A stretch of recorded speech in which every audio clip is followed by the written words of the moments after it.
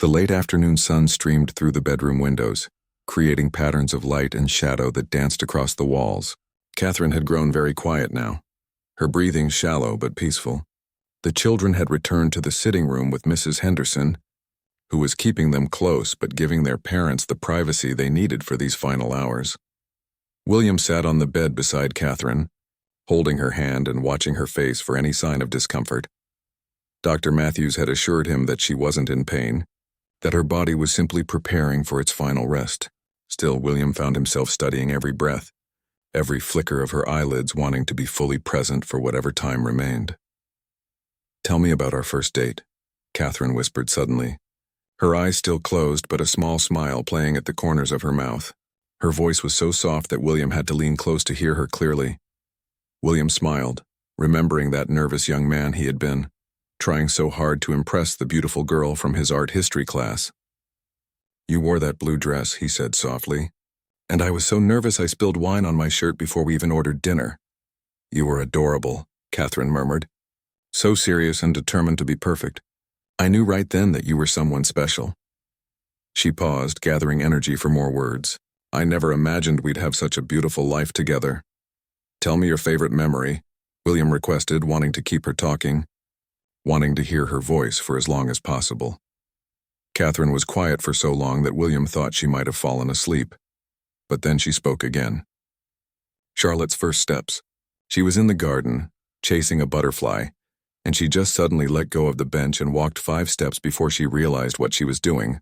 You scooped her up and spun her around, and we were all laughing so hard." William remembered that day perfectly. It had been one of those ordinary moments that become extraordinary in retrospect, the kind of family memory that Catherine had always been so good at recognizing and treasuring. "Mine too," he agreed. "Well, one of them. There are so many." The room grew quiet again, filled only with the soft sounds of Catherine's breathing and the distant murmur of voices from elsewhere in the palace. William found himself thinking about all the people who loved Catherine, all the lives she had touched with her kindness and grace. The palace staff, their friends, the countless people she had met through her charitable work, all of them would be mourning her loss. "The children," Catherine said suddenly, her eyes opening to look directly at William. "Promise me you'll help them remember the happy times. Not just this, but all the joy we shared, I promise," and William said immediately. "They'll know how much you love them every single day." "And you," Catherine continued with effort. "Don't let grief swallow you whole. Find happiness again. Find love again when you're ready. I want you to live fully." William felt tears streaming down his face. Even now, in her final hours, Catherine was thinking about everyone else's well-being.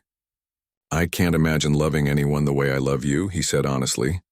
"You don't have to," Catherine replied. "Love isn't finite.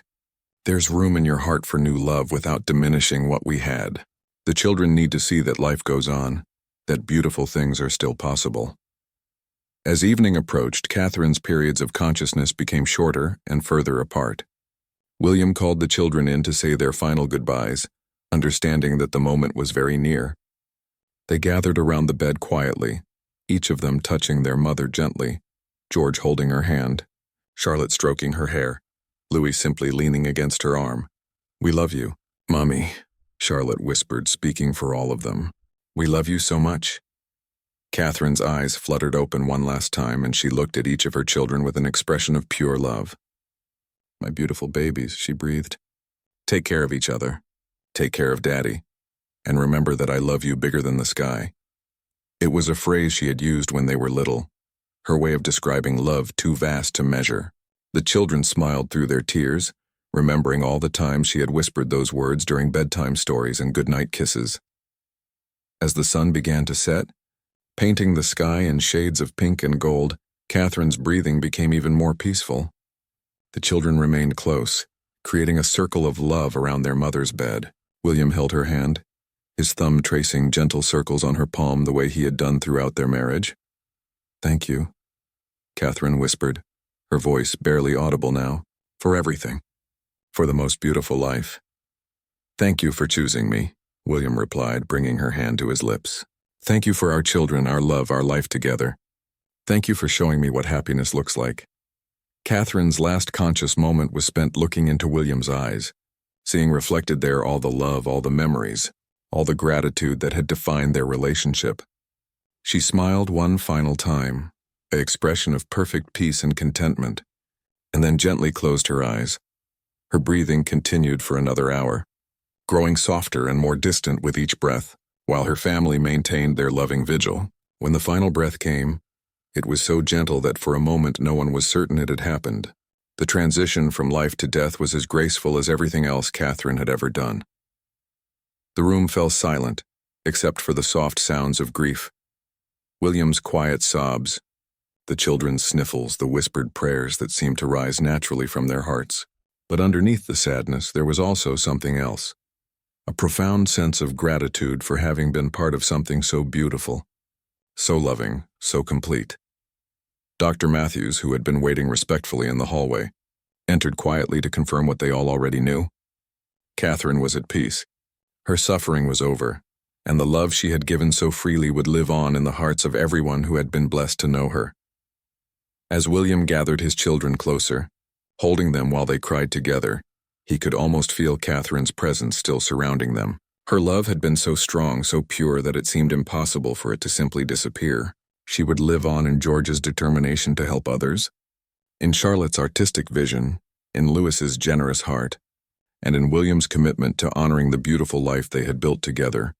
The palace felt different now, quieter, but not empty.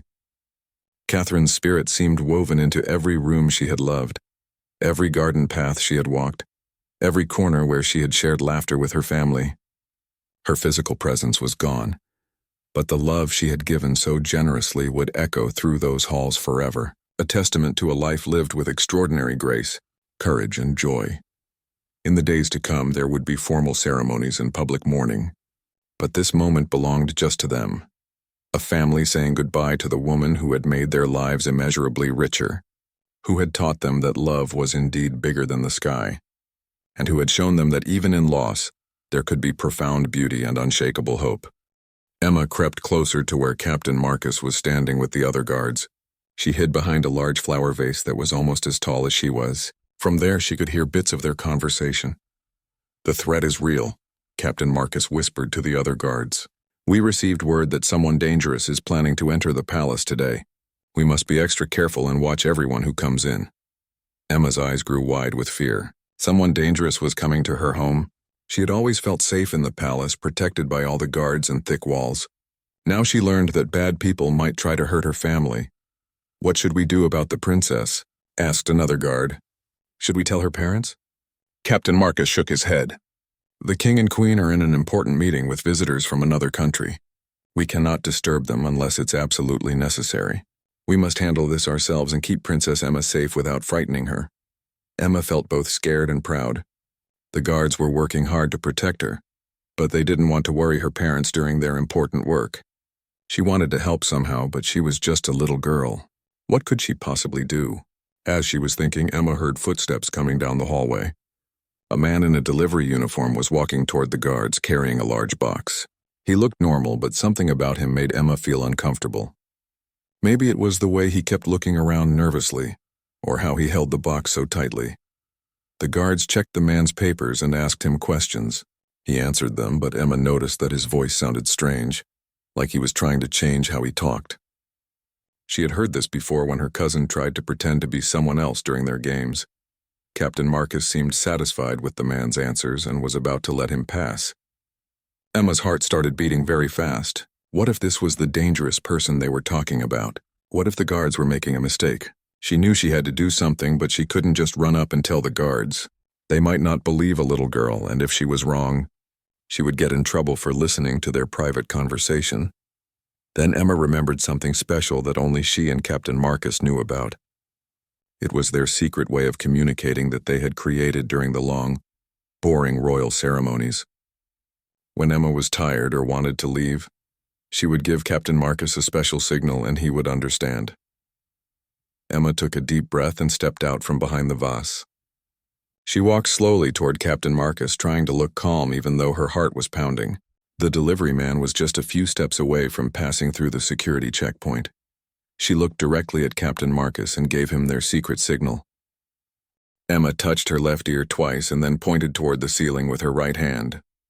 This was their secret signal that meant something is wrong or I need help.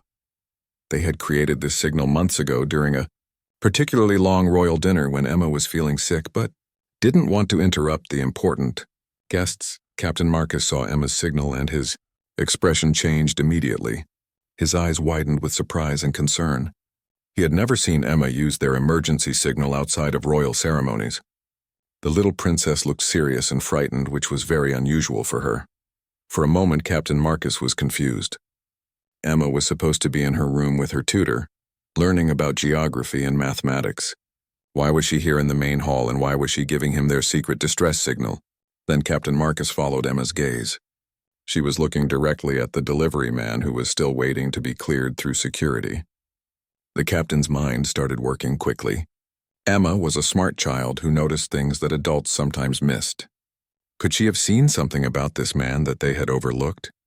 Without taking his eyes off the delivery man, Captain Marcus gave Emma a small nod to show that he understood her signal. Then he turned to his fellow guards and said, "Wait, I think we need to check this delivery more carefully."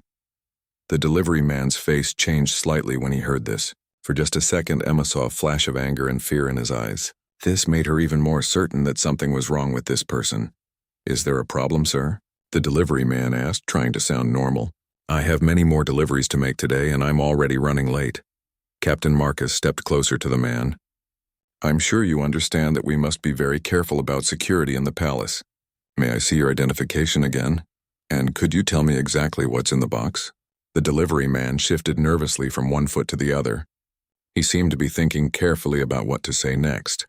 Emma noticed that his hands were shaking slightly as he held the box. "It's just documents," the man said quickly.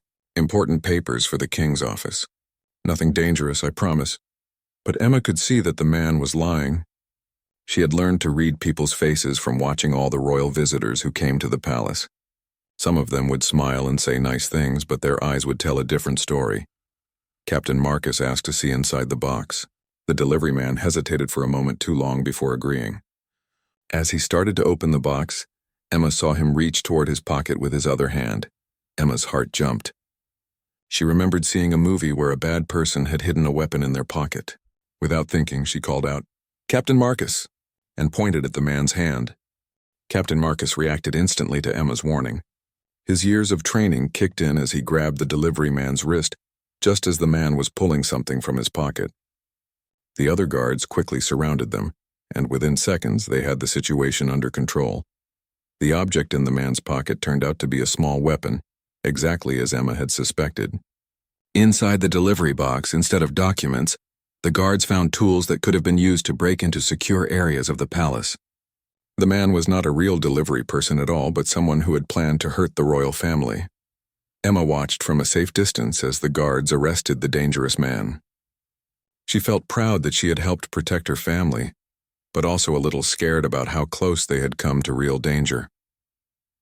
Captain Marcus walked over to Emma after everything was secure.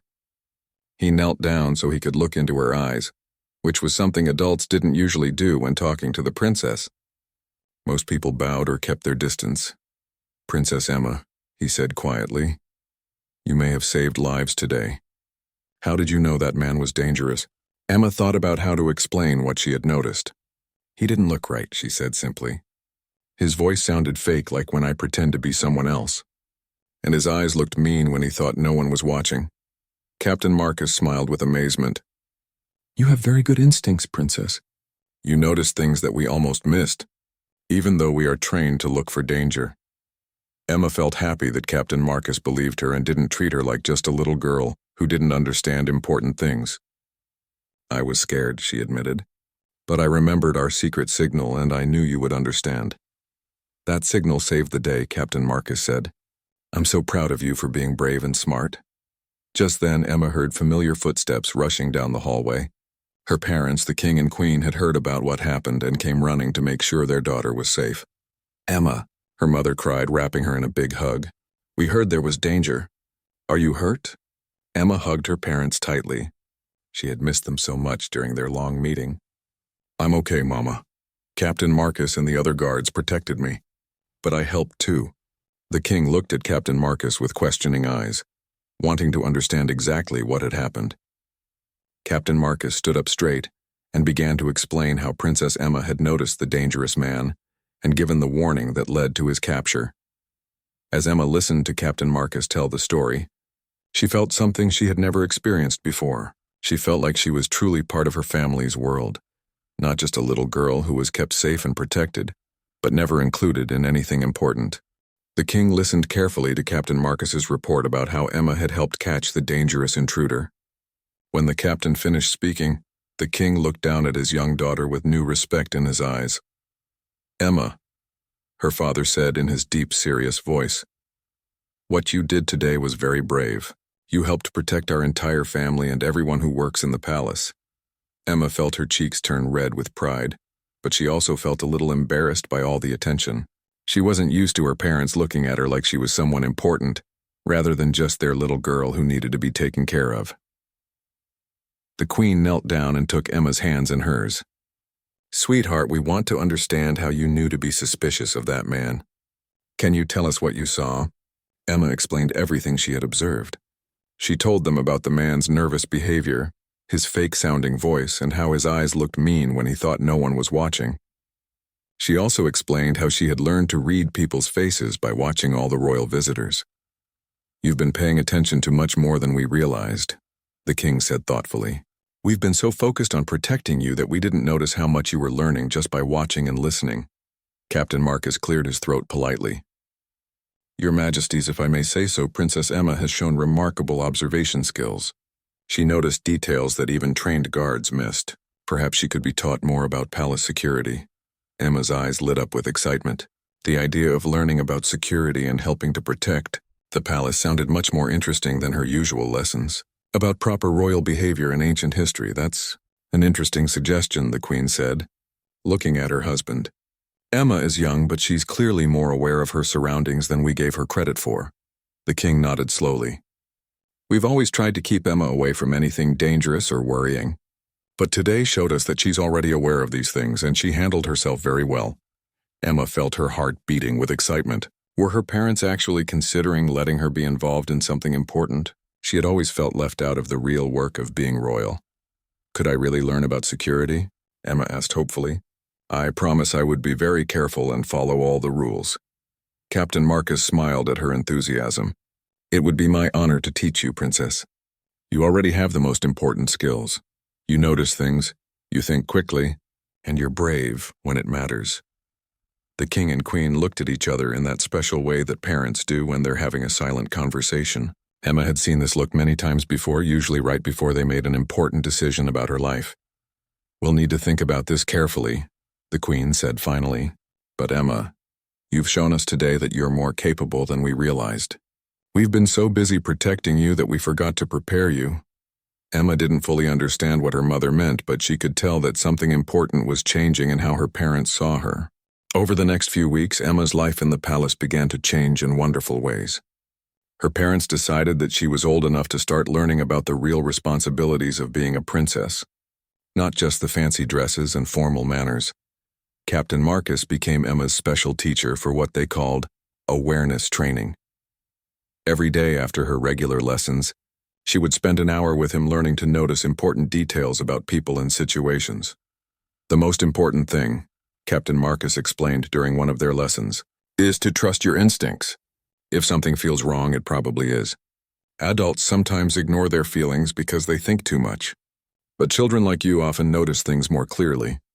Emma learned to watch people's body language, to listen for changes in their voices, and to notice when someone's story didn't quite make sense.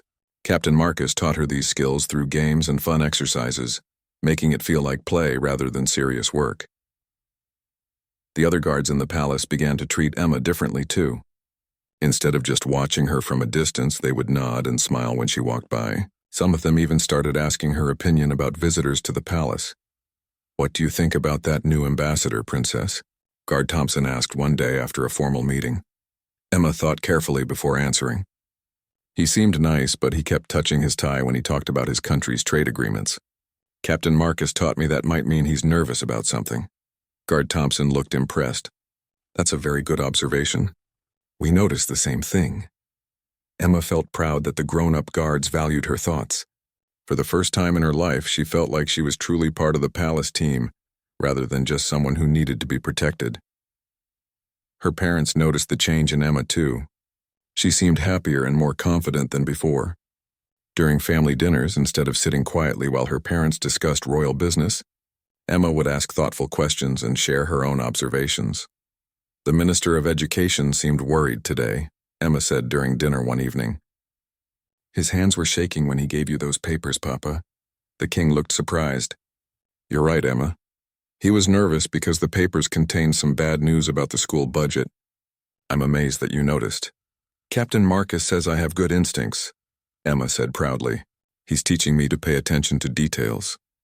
The Queen reached over and squeezed Emma's hand. We're so proud of how much you're learning. But more than that, we're proud of the kind, brave person you're becoming. Emma felt warm happiness spread through her chest.